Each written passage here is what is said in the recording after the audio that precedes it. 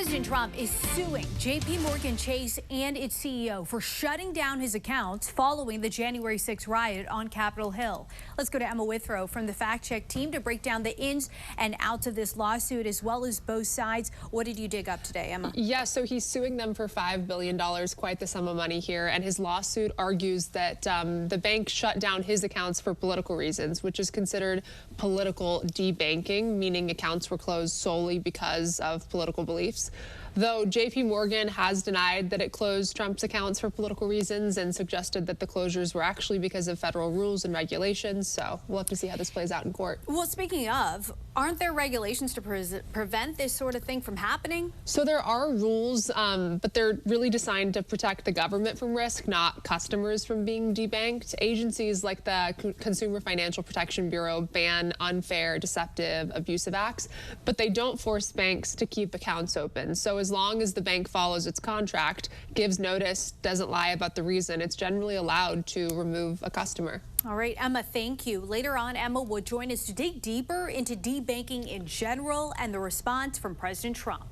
President Trump's lawsuit against JPMorgan Chase for alleged political debanking has raised questions about banks' business practices and whether or not they're discriminatory. Let's go to Emma Withrow from the Fact Check team. And I know that you dug into a new study from the Cato Institute looking into all of this. What did you find? So according to Cato, most debanking cases aren't driven by political or religious discrimination themselves. They say that the primary driver is actually government pressure on banks, both directly and indirectly, mainly through federal laws and regulations. The study says that banks are kind of caught between a rock and a hard place here because they're required to monitor customers for suspicious activity, but then they're legally barred in some cases from telling customers why their accounts are closed. And another layer of this, there are different forms of debanking, right? Tell us more about that. Yeah, so Cato broke down 4 different categories of debanking. First, governmental debanking. This is when government agencies directly or indirectly pressure banks to close accounts. Second, operational debanking. That's when a bank makes a business decision on its own, like closing accounts for overdrafts, contract violations,